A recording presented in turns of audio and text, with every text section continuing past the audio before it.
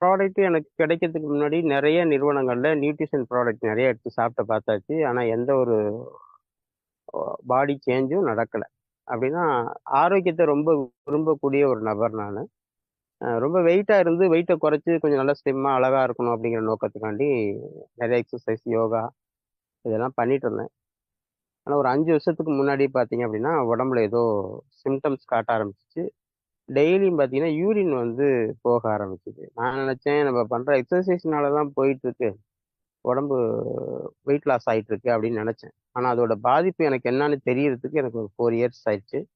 அப்போ அவங்க சொன்ன விஷயம் என்னன்னு பார்த்தீங்கன்னா, உங்க உடம்புல வந்து சுகர் வந்து அஃபெக்ட் ஆயிருக்கு. நீங்க ரொம்ப கேர்ஃபுல்லா இருந்துக்கணும். தொடர்ந்து மெடிசின் எடுங்க அப்படின்னு சொல்லியிருந்தாங்க. லாஸ்ட் 1 இயர்க்கு முன்னாடி பார்த்தீங்கன்னா, ஒரு பிசினஸ் லாஸ்ல கொஞ்சம் மன உளைச்சல். அதனால என்னால தொடர்ந்து உடம்ப பத்தி கான்சன்ட்ரேட் பண்ண முடியல. பொருளாதார லாஸ் லாஸ் ஆயிருந்துச்சு. அது இல்லாம மன உளைச்சலும் இருந்துச்சு.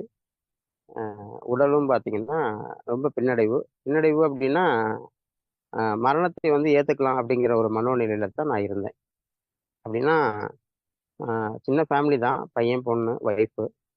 சின்ன பசங்க தான் இருக்காங்க எல்லாருமே. என்னோட உடம்பு எப்படி மாற ஆரம்பிச்சுதுன்னு பார்த்தீங்கன்னா, ஒரு 45 நாளைக்கு முன்னாடி என்னால வீட்ல குச்சி ஊனி நடந்தேன். குச்சி ஊனி வீட்டுக்குள்ள நடந்துட்டு இருந்தேன்.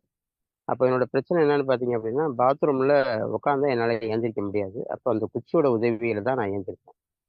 மலச்சிக்கல் இருந்ததுனால மலம் வந்து போகாது. அப்போ அந்த பாத்ரூம்ல இருக்க ஃப்ரெஷ்ஷ வந்து தண்ணிய வச்சு அடிக்கணும். அப்படி இல்லன்னா, இந்த டல்கோ ப்ளஸ் மாத்திரை யூஸ் பண்ணணும். அதோட பாதிப்புக்கு முன்னாடி என்னன்னு பார்த்தீங்கன்னா, உணவு வந்து எனக்கு வந்து நான் காலையில எடுத்துக்கிறேன் அப்படின்னா, அது செரிக்கிறதுக்கு எனக்கு சாயந்தரம் 6 மணி ஆகும். கொஞ்சம் தான் சாப்பிடுவேன். ஆனா கொஞ்சம் உணவோட பாதிப்பு வந்து அந்த அளவுக்கு இருந்துச்சு. இப்போ உடம்பு வந்து பசிங்கிறது கொஞ்சம் கம்மியாவே இருந்துச்சு. கண் பார்வை வந்து பார்த்தீங்கன்னா, செல்ஃபோன்ல முன்னாடிலாம் மெசேஜ் தான் தெரியாது. ஒரு 45 நாளைக்கு முன்னாடி ஒரு 3 நாள் வந்து எனக்கு கண் பார்வை செல்ஃபோன்ல நம்பரே தெரியல. அந்த மாரி ஒரு சிச்சுவேஷன் இருந்துச்சு. நைட்ல வந்து பார்த்தீங்கன்னா, யூரின் போகும். கண்ணு விழிச்சேன் அப்படின்னா, மறுநாள் காலையில பார்த்தீங்கன்னா, என்னால எதுவுமே பண்ண முடியாது. தலை பாரமா இருக்கும். கண்ணு வலிக்கும். இதுக்கிடையில வந்து ஒரு 3 மாசத்துக்கு முன்னாடி டாக்டர் ஒருத்தர கன்சல்ட் பண்றதுக்காண்டி போயிருந்தோம். அப்ப போகும்போது பார்த்தீங்க அப்படின்னா,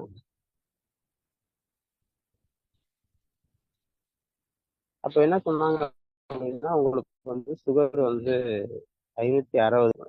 இப்போ மெடிசின் வாங்க சொல்லி ஹாஸ்பிட்டல் ரெக்கமெண்ட் பண்ணும்போது, என்னால தொடர்ந்து மெடிசின் வாங்க முடியல. அப்போ என் கூட வந்து என்னோட நண்பர் சேகர் சார் தான் வந்து எப்படியாச்சும் மெடிசின் எடுத்துக்கங்க. உடம்பு ரொம்ப வீக்கா இருக்குன்னு டாக்டர் சொல்றாரு. என்ன சொன்னாங்கன்னு கேட்கும்போது என்ன சொன்னாங்கன்னா, உங்களுக்கு வந்து பாராலிக் அட்டாக் வர்றதுக்கு ரெடியா இருக்கு உங்க உடம்பு அப்படின்னு சொன்னாங்க. நான் மறுநாள் வந்து இத நம்பாம ஜிஹெச்சுக்கு போய் செக் பண்ணி பார்த்தேன். எனக்கு கையில பொருளாதாரம் இல்லாதனால என்னால பிரைவேட்டா பார்க்க முடியல. அப்படி பார்க்கும்போது அவங்க சொன்ன விஷயம் என்னன்னா, அவங்க உடம்புல ரத்தமும் கம்மியா இருக்கு. இருக்கிற ரத்தமும் சுகரும் அதிகமா இருக்கு. அதனால ஹார்ட் அட்டாக்கும் வரதுக்கு வாய்ப்பு இருக்கு. பாராலிக் அட்டாக்கும் வரதுக்கு வாய்ப்பு இருக்கு. இம்மீடியட்டா ட்ரீட்மெண்ட்டுக்கு வாங்க அப்படின்னு சொல்லி சொன்னாங்க. ஆ இருந்தாலும் ஒரு மனோதைரியம் என்னன்னா, நான் வந்து ஒரு பேஷண்டா அட்மிட் ஆக விரும்பல. நோயாளியா உள்ள போய் நம்ம உட்காந்துக்கிட்டு ஒரு சுகர் பேஷண்ட் மாரி ரெகுலரா மெடிசின் எடுத்துக்கணும் அப்படிங்கிறது விரும்பாதனால என்ன பண்ணேன், எனக்கு டேப்லெட் குடுங்க. நான் வீட்டுக்கு போய் பார்த்துக்கிறேன் அப்படின்னு சொல்லிட்டு டேப்லெட் வாங்கிட்டு வந்துட்டேன். ஒரு 2, 3 நாள் தான் சாப்பிட்டுருப்பேன். எனக்கு அந்த மெடிசினோட ஸ்மெல் எனக்கு பிடிக்கல. பொதுவாவே எனக்கு இங்கிலீஷ் மெடிசின் பிடிக்காது. ஊசி, மாத்திரை சாப்பிட மாட்டேன். நேச்சுரலா என்ன பண்ணி சரி பண்ண முடியுமோ அதான் பார்த்தேன். பட் அந்த சூழ்நிலையிலயும் பார்த்தீங்க அப்படின்னா, ரொம்ப முடியாத சூழ்நிலைக்கு போய் டெட் எண்ட்ல இருக்கும்போது, நான் ஒரு பிரேயர் பண்ணேன். இந்த ஹோப்போனோபோனோ அப்படிங்கிற பிரேயர்ல தான் வந்து எனக்கு அந்த ப்ராடக்ட் வந்து கிடைச்சதா நான் நம்புறேன். பட் எனக்கு சேகர் சார் தான் வந்து கூப்பிட்டு இந்த ப்ராடக்ட் என்ட்ட குடுத்தாங்க. குடுத்துட்டு இந்த ப்ராடக்ட்ட சாப்பிட்டு பாருங்க. நிச்சயமா உங்க உடம்பு வந்து பெரிய லெவல்ல மாற்றம் ஏற்படும் அப்படின்னு சொல்லும்போது, நான் வாங்கிட்டு வந்துட்டேன். எவ்வளோ உலகத்துல வருது. இது என்ன இதுவும் செஞ்சிட போகுதா அப்படிங்கிற மாரி ஒரு நம்பிக்கை இல்லாம தான் அத வாங்கி வந்து வீட்ல வச்சேன். வச்சுட்டு நைட்டு சாப்பிட சொன்னாங்க. நைட் நான் சாப்பிடல. மறந்து படுத்துட்டேன். படுக்கும்போது திரும்ப வழக்கம் போல எப்போதுமே பார்த்தீங்கன்னா, ஒரு 12 மணிக்கு மேல முழிச்சுட்டேன் அப்படின்னா, விடிய விடிய உட்காந்து தான் இருப்பேன். அப்படி விடிஞ்சு விடிய விடிய நைட்ல கண்ணு முழிச்சு உட்காந்துருக்கும்போது, சார் குடுத்த ப்ராடக்ட் ஞாபகத்துக்கு வந்துச்சு. அந்த ப்ராடக்ட்ட சாப்பிடுறதுக்கு சார் சொன்னது என்னன்னு பார்த்தீங்கன்னா, 6ஆ பிரிச்சு நீங்க வந்து சாப்பிடணும் அப்படின்னு சொல்லி சொன்னாரு. நாக்கு அடியில சாப்பிடணும் அப்படின்னாரு. சரி ஓகேன்ட்டு 6ஆ பிரிக்கிறதுக்கு பதிலா ஏ4 ஷீட்ட கட் பண்ணேன். அது 8 பீஸா வந்துச்சு. சரி பரவாயில்ல 8ஆவே போட்டு சாப்பிடலாமேன்ட்டு 8ஆ போட்டு நாக்கு அடியில போட்டேன். நாக்கு அடியில போட்டதோட விளைவு என்னன்னு பார்த்தீங்கன்னா, மறுநாள் ஃபுல்லா உடம்பு வலி. அ அதுக்கு அடுத்த நாளு மிகப்பெரிய வலி. வலி ஒவ்வொரு நாளும் அதிகமாயிட்டே போச்சு. நான் சார்ட்ட கேட்டேன். ஏற்கனவே நான் ரொம்ப நொந்து போய் மனதளவுல இருக்கிறேன். நீங்க குடுத்துருக்க ப்ராடக்ட் என் உடம்ப ரொம்ப கஷ்டப்படுத்துது. மரணத்தை கூட தாங்கிற நம்மளுக்கு இந்த வலி தான் தாங்க முடியல. உடம்புல இருக்க எல்லா பகுதியுமே வலிக்குது. ஒரு பக்கம்னு சொல்ல முடியல அப்படின்னு சொல்லிட்டு இருந்தேன். சரியாயிரும் தொடர்ந்து சாப்பிடுங்க அப்படிங்கிறது மட்டும்தான் அவர் சொல்லியிருந்தாரு. சரி தொடர்ந்து சாப்பிட்டேன். 4வது நாள் என்னோட உடம்புல என்ன மாற்றம் ஏற்பட்டுச்சுன்னா, என்னோட பிறப்பு உறுப்பு என்னையும் அறியாம அந்த ஒரு 5 வருஷத்துக்கு முன்னாடி டவுன் ஆன அந்த உறுப்பு வந்து திரும்ப ஒரு விறைப்புத்தன்மை வந்துட்டு டவுன் ஆச்சு. இது என்ன வித்தியாசமா இருக்குது. உடம்புல இவ்வளவு பிரச்சனை இருக்கும்போது எப்படி இது மட்டும் இயங்குறதுக்கு வாய்ப்பு இருக்கு அப்படிங்கிற மாரி யோசிச்சுட்டே இருந்தேன். 5வது நாள் பார்த்தீங்கன்னா, உடம்புல வலி அதிகமாயிருச்சு. எங்க வீட்டுக்காரம்மா வேலைக்கு போனதுக்கப்புறம் அவங்களுக்கு கால் பண்ணி சொல்லிட்டேன். 108க்கு கால் பண்ணிட்டு நான் அப்படியே ஸ்ரீரங்கம் ஜிஹெச்ல போய் அட்மிட் ஆக போறேன். வலி தாங்க முடியல. ரொம்ப வலி தாங்க முடியல. நின்னாலும் வலிக்குது, உட்கார்ந்தாலும் வலிக்குது, படுத்தாலும் வலிக்குது, படுத்தா தான் ரொம்ப வலிக்குது அப்படின்ட்டு சொன்னேன். ஏன்னா அதுக்கு முன்னாடி 2 நாள் நைட்டு வந்து உறக்கமே இல்ல. ஏன்னா நைட்ல தூக்கமே குடுக்கல கொஞ்சம் கூட. நைட்ல வாட்ச்மேன் கூட அந்த அளவுக்கு அலைஞ்சிருக்க மாட்டாரு. நான் பார்த்தீங்கன்னா, அந்த குச்சிய எடுத்துக்கிட்டு இங்கிட்டு அங்கிட்டும் உங்க வீட்டுக்கு முன்னுக்கும் பின்னுக்கும் வாக்கிங் போயிட்டு இருந்தேன். வலி வந்து தாங்க முடியாத வலி தான். ஆனா பரவாயில்லன்னு சொல்லிட்டு தொடர்ந்து ப்ராடக்ட் எடுத்துக்கிட்டு தான் இருந்தேன். ஆனா விட்டு வைக்கல. ஒரு நாள்ல மட்டுமே நைட்ல மட்டுமே 3 பேராசிட்டமால் போட்டும் வலி நிக்கல. அந்த 1/2 ஹவர் வலி குறையும். அதுக்கப்புறம் தொடர்ந்து பெயின் அதிகமா இருக்கும். ஒரு 1/2 ஹவர் குறையும். அப்ப திரும்ப வலி அதிகமா இருக்கும். இப்படிதான் இருந்துச்சு. எங்க வீட்டுக்காரம்மாட்ட சொல்லிட்டு நான் சொல்லும்போது மணி 10:30 மணிக்கு சொன்னேன். ஒரு 12 மணி போல பார்த்தீங்க அப்படின்னா, என் உடம்புல இந்த வலி வந்து சட்டுன்னு போயிருச்சு. போனதுக்கப்புறம் என் இடுப்புக்கு கீழ அந்த கிண்டக்காலு, தொடை, பெட்டாக்ஸ்குள்ள அந்த நரம்புலாம் தான் ரொம்ப வலி குடுத்துச்சு. அந்த பாதம்லாம் வலிச்சுச்சு. அந்த வலி எல்லாமே போயிருச்சு. நான் வெறுங்கால்ல நடந்து ஒரு 3, 4 வருஷம் இருக்கும். செருப்பு இல்லாம என்னால நடக்க முடியாது. அன்னைக்கு நடந்து பார்த்தேன் வெறுங்கால்ல. அப்படி ஒரு ஆனந்தம். உடம்புல காலுக்கு கீழ் பகுதி எதெல்லாம் இழுக்குன்னு சொன்னாங்களோ, அந்த இடம்லாம் மிகப்பெரிய வலி வந்து, அதுக்கப்புறம் சரியாச்சு. இன்ன வரைக்கும் எனக்கு அந்த கால்ல வலி வரல.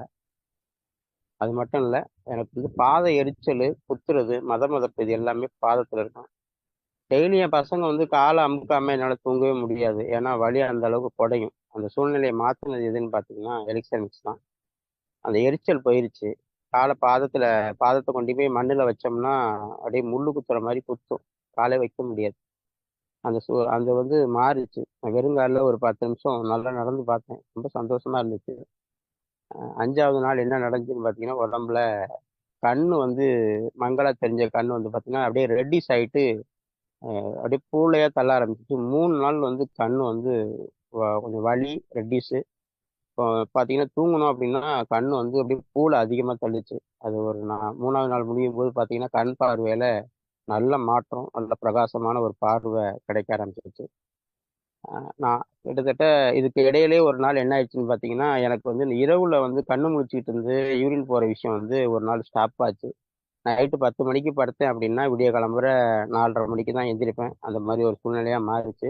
அப்படி வரும்போது மட்டும் தான் எனக்கு யூரின் வரும். அப்படி வரும்போது தான் எனக்கு மலச்சிக்கலுக்காண்டி தொடர்ந்து மாத்திரை எடுத்துட்டு இருந்தேன் நான் வந்து, அந்த மாரி மாத்திரை எடுத்துக்காம எனக்கு வந்து பார்த்தீங்கன்னா, மோஷன் வந்து அந்த 5 மணிக்கெல்லாம் யூரினும், மோஷனும் 2மே போக ஆரம்பிச்சுச்சு. அதுவும் ஒரு இயல்பான ஒரு மனிதனுக்கு எப்படி இயல்பா போகுமோ, அது மாரி போச்சு. அதுக்கு முன்னாடி எப்படி போகும்ன்னு பார்த்தீங்கன்னா, புழுக்க மாரி போகும். அதுவும் ரொம்ப சிரமப்படுத்தும். இதெல்லாம் முடிஞ்சு ஒரு 10 நாள் இருக்கும். அப்போ எங்க வீட்ல வந்து எப்போதுமே ஒரு வேளை சாப்பாடு எனக்கு இப்ப நான் சாப்பிட்டுட்டு இருக்க ஒரு வேளை சாப்பாட தான் 3 நேரம் சாப்பிடுவேன். காரணம் என்னன்னா, சாப்பாடு எனக்கு அளவுக்கு அதிகமா போகாது.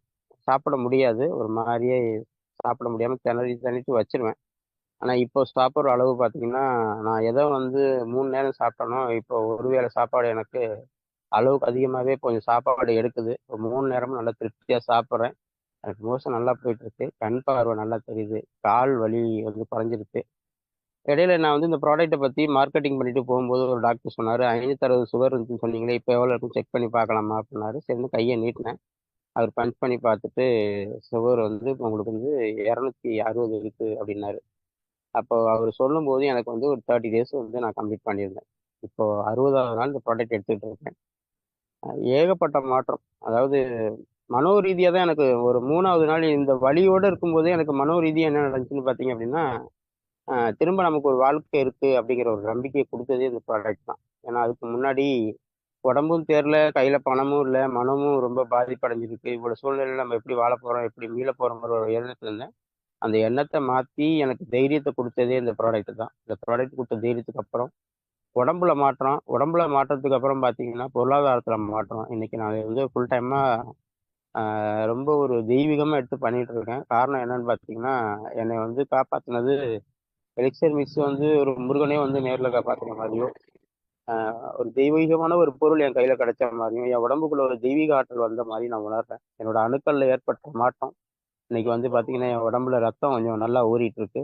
2வது என்னை சுத்தி என்னோட ஆரோ முதற்கொண்டு நல்ல ஒரு சூழ்நிலையா மாறிக்கிட்டு இருக்கு. பிரச்சனைகள் வந்து என்னை விட்டு விலக ஆரம்பிக்குது. என் குடும்பம் வந்து இப்போ சுபிட்சம் அமைதியா ஒரு ஆனந்தமான வாழ்க்கையை நோக்கி போயிட்டு இருக்கு. ஒரு ஆண்மை இல்லாத ஒரு ஆண் பொருளாதாரம் இல்லாம இருந்தா என்ன நடக்குமோ, ஒரு பெண்மை இல்லாத ஒரு பெண்ணுக்கு பொருளாதாரமும் இல்லைன்னா என்ன வாழ்க்கையில் நடக்குமோ, அதெல்லாம் கிட்டத்தட்ட அனுபவிச்சு முடிச்சாச்சு. திரும்ப வந்து பார்த்தீங்கன்னா, மீண்டும் ஒரு வாழ்க்கை இந்த ரஜினி படத்துல சொல்ற மாரி தான். வாழ்ந்துட்டேன் அப்படிங்கிற மாரி ஒரு வாழ்க்கை தான் வாழ்ந்துட்டு இருக்கேன். ரொம்ப ஆனந்தமான ஒரு வாழ்க்கை. இந்த வாழ்க்கையில நிறைய நபர்களுக்கு இந்த ப்ராடக்ட்ட கொண்டு போய் சேர்க்கணும். சேர்த்து அவங்களோட வாழ்க்கையில சந்தோஷத்த பார்க்கணுங்கிறதுக்காண்டி என் நண்பர்களுக்கு எல்லாத்துக்குமே சொல்லி, இன்னைக்கு திருச்சியில பார்த்தீங்கன்னா, ஒரு மிகப்பெரிய மீட்டிங் ஒண்ணு இடையில நடத்தியிருக்கோம். அதுல நிறைய நண்பர்கள் கலந்துக்கிட்டு அவங்களோட பங்களிப்பு என்னன்னா, அவங்க வாழ்க்கையில நல்ல உடல் ரீதியான மாற்றத்த சொல்லியிருக்காங்க.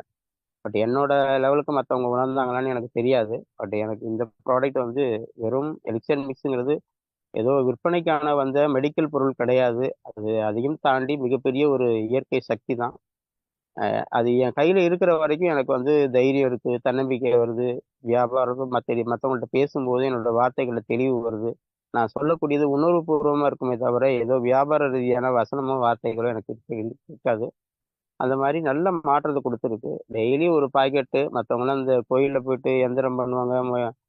மை செஞ்சு வச்சுக்குவாங்க. தாயத்து போட்டுக்குவாங்க. இத தொழில் ரீதியா வளரணுங்கிறதுக்காண்டி செய்வாங்க. என்னைய பொறுத்தவரைக்கும் அப்படிலாம் ஒண்ணும் தேவையில்ல. கடவுள பார்க்குறோமோ இல்லையோ, எலிக்சர் மிக்ஸ் பாக்கெட் ஒண்ணு பையில இருந்தா போதும். நிச்சயமா வாழ்க்கையில மிகப்பெரிய லெவல்ல ஜெயிக்க முடியும். உடல் ரீதியா மட்டும் இல்ல, பொருளாதார ரீதியாவும் இன்னைக்கு நான் முன்னேறிட்டு வந்துட்டு இருக்கேன். என்னோட கடன் பிரச்சனைகள்லேருந்து மீண்டுட்டு இருக்கேன். நிறைய நண்பர்கள் ஒர்க் பண்ண ஆரம்பிக்கிறாங்க. ஒரு பைசா கூட வருமானம் இல்லாம 1 வருஷமா கஷ்டப்பட்டு இருந்த நான் வந்து இன்னைக்கு என் குடும்பத்தோட நல்ல நிலைமையில இருக்கேன் அப்படின்னு காரணம்னா, அந்த ப்ராடக்ட் தான். இது வந்து என்கிட்ட சேர்றதுக்கு காரணமா இருந்த சேகர் சார் அவர்களுக்கும், இதை கொடுத்த பழனிச்சாமி சார் அவர்களுக்கும், குரல் வழியாக எங்களுக்கு ஏற்பட்ட சந்தேகங்களையும், மனக்குழப்பங்களையும் தீர்த்து வச்ச நிஷா மேடம் அவர்களுக்கும், சாலமன் சார் அவர்களுக்கும் இந்த 4 பேத்துக்கும் மிகப்பெரிய நன்றியை தெரிவிச்சுக்கணும்னு விரும்புறேன். தொடர்ந்து இத கண்டுபிடிச்ச அனைத்து விஞ்ஞானிகளும் எனக்கு தெரிஞ்சு சித்தர்கள், ஏதோ கடவுள்கள் போல தான் இந்த பொருள உற்பத்தி பண்ணி பல நாடுகள்லேருந்து சேர்த்து நமக்கு குடுத்துருக்காங்க. இதோட மாற்றம் உடல்ல மட்டும் இல்ல, உயிர்ல மாறியிருக்கு, உறவுகள்ல மாறியிருக்கு, நட்புகள்ல மாறியிருக்கு, ஆரோக்கியத்துல மாறியிருக்கு, பண ரீதியா மாறியிருக்கு. ரொம்ப சந்தோஷமான ஒரு சூழ்நிலையில தான் இருக்கேன். இத நான் பேசணும்னு தொடர்ந்து ஒரு 1 வாரம், 2 வாரமா பிளான் பண்ணிட்டு தான் இருக்கேன். பட் எங்க ஏரியால சிக்னல் வீக்கா இருக்கும் அப்படிங்கிற ஒரு சூழ்நிலைனால, இப்பயும் எங்க வீட்ட தாண்டி ஒரு 200 மீட்டர் தாண்டி தான் பேசிட்டு இருக்கேன். மிக்க நன்றி. இதுவரைக்கும்